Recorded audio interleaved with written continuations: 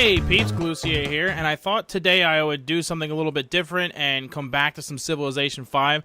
A while ago, when I first started doing some videos about Brave New World, the expansion for Civ 5, it was a short look at Brave New World, and I had stated that when I'm playing the game again later on, that when I get into the Industrial Era, that I would start a series picking up in the Industrial Era to try to show you some of the other stuff that I didn't get to show you in that older series because I never went into the Industrial Era for that series. And I just got into the Industrial Era. So I wanted to kind of pick things up here and, you know, just kind of start the series now. So I'm already on turn 271, so, you know, we've skipped the whole first bit. And this is my first time doing this because I haven't played Civ 5 in a while. I've been busy. So I've discovered archaeology and some sites. There's one there. And, oh, one out on the island. How exotic. And it just so happens that my capital has also just finished the thing that it was working on, the Opera House. So I can make an archaeologist now, and I believe I'm going to be sending the archaeologist to these antiquity sites, and they're going to be searching those antiquity sites for archaeological stuffs that will help me with my tourism. You can see my tourism isn't too bad. It's up to 20. And it's rising slowly with everybody except for Polynesia. But you can see I have the highest tourism of anybody. This is basically a friend of mine, Pax. I asked him to give me a challenge in Civ 5, and he told me to get a cultural victory in the Brave New World expansion as Denmark. And getting a cultural victory in the Brave New World expansion pack is difficult enough in and of itself. But then to do that with Denmark is almost silly. So, yeah, that definitely does make it that much more challenging. But I accepted his challenge, and we are underway. I'm not using my spies as spies. I'm using them as diplomats, and I'm just focusing everything I can into tourism and just trying to make that happen. So it hasn't been going too bad. I would say, considering the fact that I'm Denmark, it's not that bad. If I struggle in any areas, it's the fact that my military is absolutely pathetic.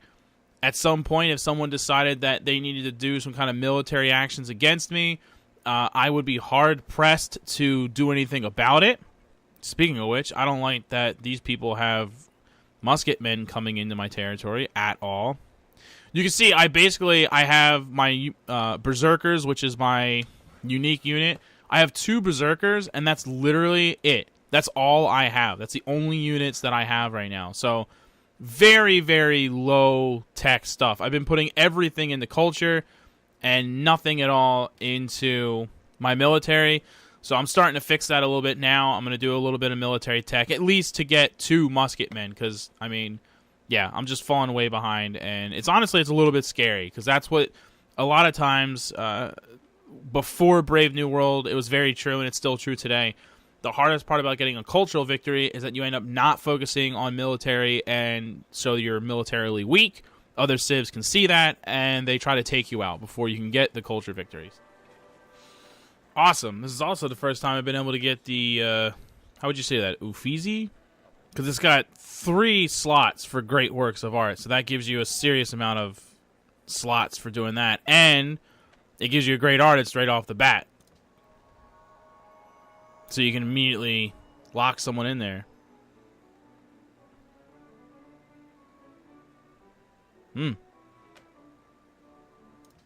See? Now I got Henry VIII painting.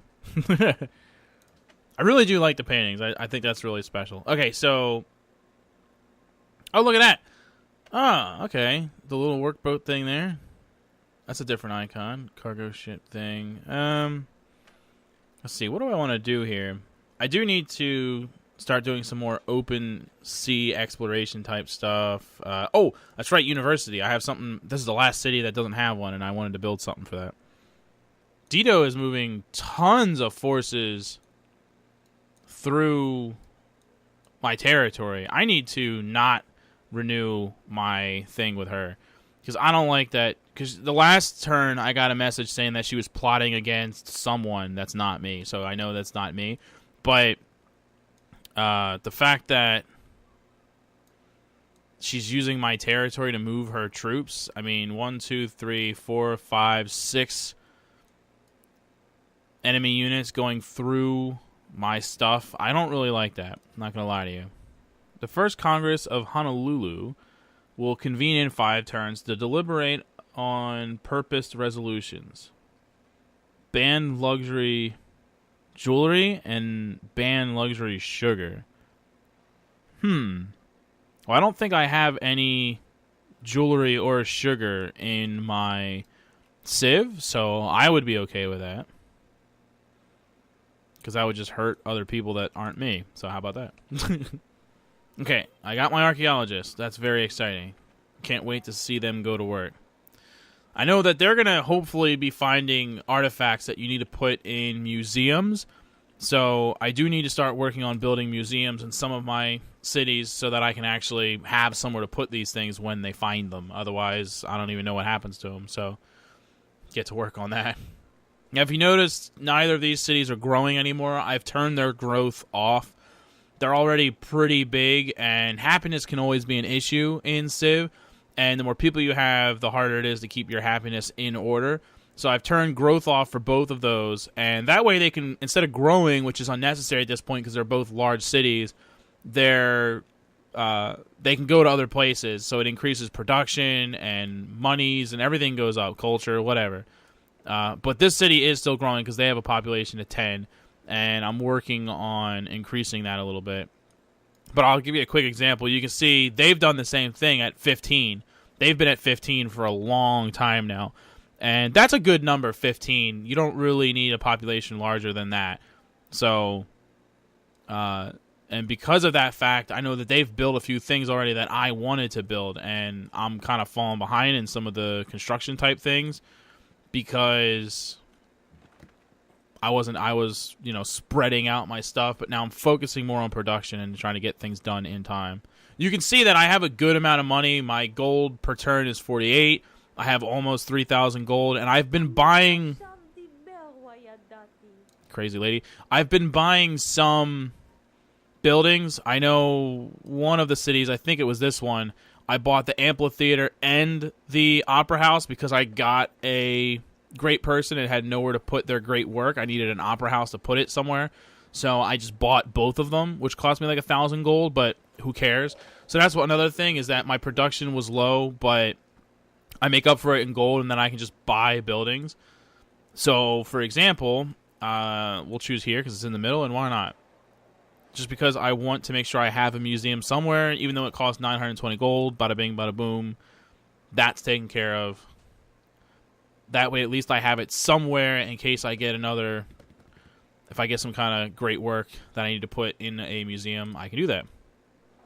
Okay, so the Berserker unit, which replaces the Long Swordsman, has a strong attack from sea, which might be useful at some point. And because it's my special unit, I'm going to buy one of them because I have 2 already, and that gives me a 3rd. Because I'm about to finish Gunpowder, and when I do, I'll be able to upgrade my Berserkers to the Musketmen, but that way, let's see, what do I want here? Lighthouse.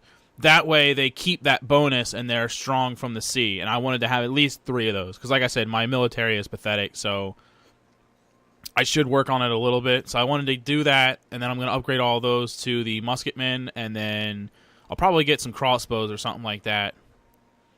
At least like 1 or 2, because I need something. It is pretty bad. My military is pretty shameful right now, and at some point, someone's going to decide that I'm doing just a little bit too good with culture, and that they need to stop me. Oh, I discovered a valuable artifact at my dig. You will need to choose to either extract the artifact, which you can use to generate tourism, or you can create a landmark to generate culture. Interesting. Well, no, I want to extract it. I don't want to create a landmark improvement. I want to create the Danish artifact. Yeah. So that disappears, I guess, after you do that. And then that's it. It's done. I would say if you're going for a cultural victory, you need to put that into tourism and do what I just did. If you're not, you would still be interested in doing archaeology, but you would do it for the cultural landmark instead, because culture acts as your defense against a cultural victory. For someone that has high tourism, if you have high culture, it makes it harder for them to get that cultural victory. So that's the difference there. If you want the cultural victory, you're going to use the tourism. If you don't, then you're going to do the cultural landmark. So I got that archaeologist thing taken care of, and then I got I got a great work of music from Mozart. That was nice.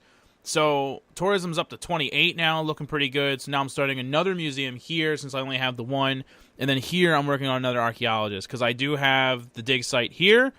And then eventually, obviously, I'll have one here.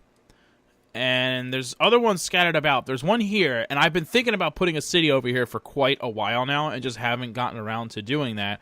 So now that's one more reason to do it.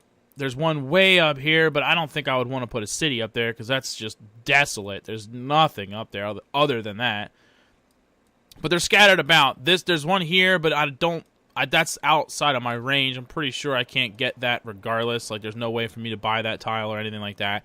That's pretty much out of my ranges, and I can't get that tile, so oh well.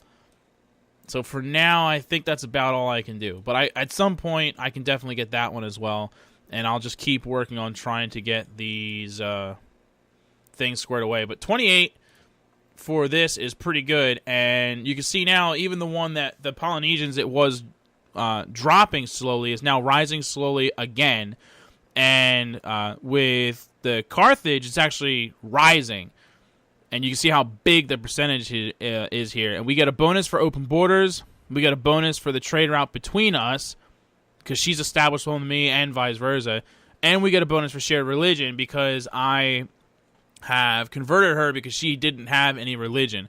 My biggest problem is probably going to be Brazil, because I don't even have open borders with them anymore because they were sending too many missionaries over here, and if you don't have open borders, it makes our missionaries less strong and stuff like that. But I need to start sending some missionaries and stuff out to various places to try to get more of that bonus. You can see here with the Polynesians, I do have open borders with them, but that's it. Nothing else as far as trade routes or shared religion or anything like that, but I do have a slight bonus with them. So the bonuses, I think, play into it big. Because you can see I have all these bonuses with Carthage, and Carthage is the only one that's rising instead of rising slowly. And they're also the only ones that I'm familiar with.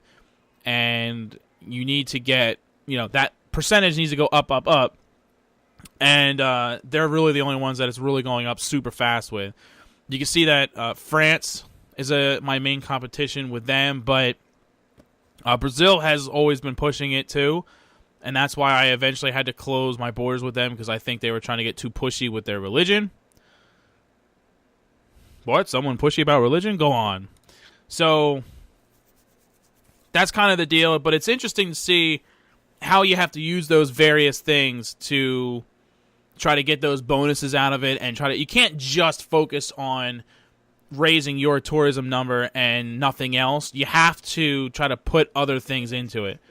For example, even though he has been really pushy with his missionaries, I'm going to go ahead and go with open borders for now. And that should give us the increase now with that percentage and possibly help us get a little bit more influence with them. In fact, we'll look at that right now. Brazil. So you can see now I have the 25% for the open borders. So that number, I'm sure, has gone up slightly. So I guess that's the name of the game. So a big thing I think for me to do right now would be to try to establish as many trade routes as I can, because it's working good for Carthage. So possibly I can do one with Rio de Janeiro as well. I have been avoiding Rio de Janeiro for a trade route only because they would influence me with religion as well. And also, they may be too far away to even do that. Another reason, though, to put a city over here, because then I probably would. So that's probably something I'm going to have to do, is put a city over there, and then I can have a trade ship going from them to Rio de Janeiro. Establishing that trade route will give me another bonus and hopefully help me influence them. Getting a cultural victory is rough. in the Brave New World expansion, and it's just all the more silly now as playing as Denmark. But as I said before, that's the challenge that PAX put for. I told him, give me a challenge in Civ, and this is what he came up with. I said, pick any Civ you want, and then pick the worst possible victory type for that Civ. And I think he nailed it. Because, I mean, Denmark has absolutely no bonuses at all that would help with anything in terms of...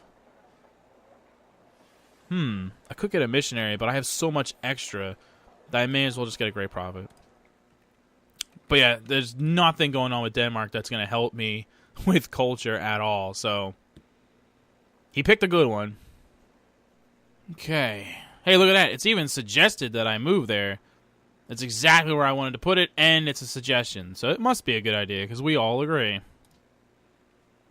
So that's on its way. Let's see. Happiness is still good. So let's go ahead and build those constabularies, because I was a little bit concerned about the whole spy thing ever since I did have that one tech stolen from me.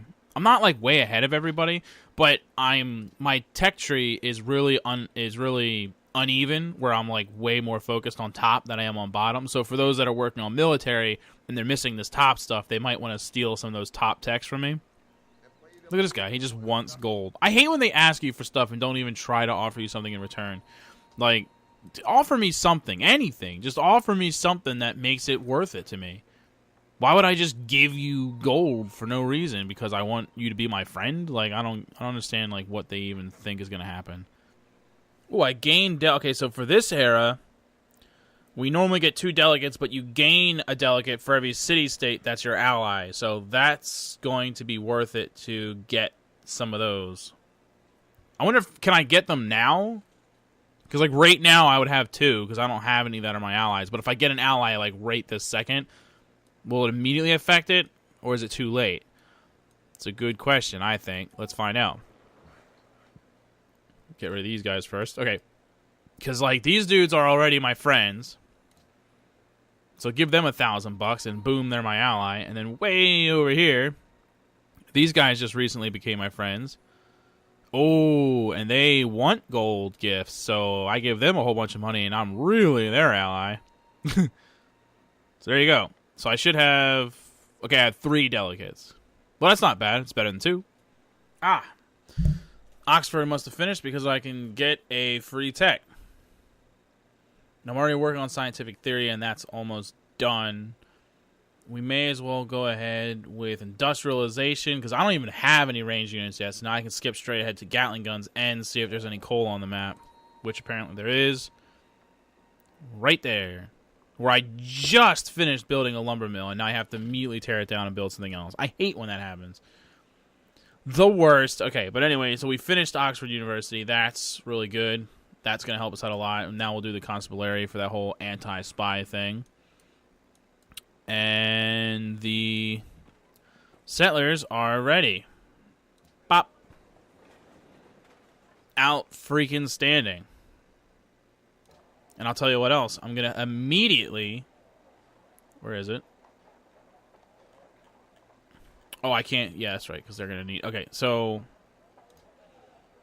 I'm going to purchase them a shrine, because that's a very cheap building, and helps out a little bit with some easy things. And then, let's see.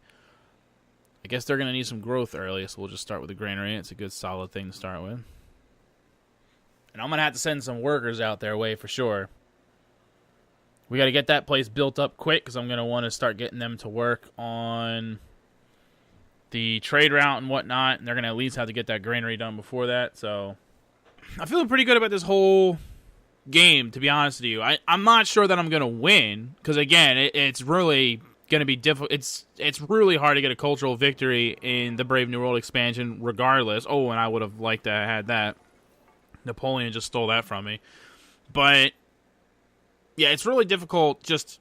in general, and being Denmark does make it even more challenging. But that's the whole point of the challenge. That's the whole point of, you know, asking my buddy Pax and being like, hey, what do you think I could do for, like, something that's challenging?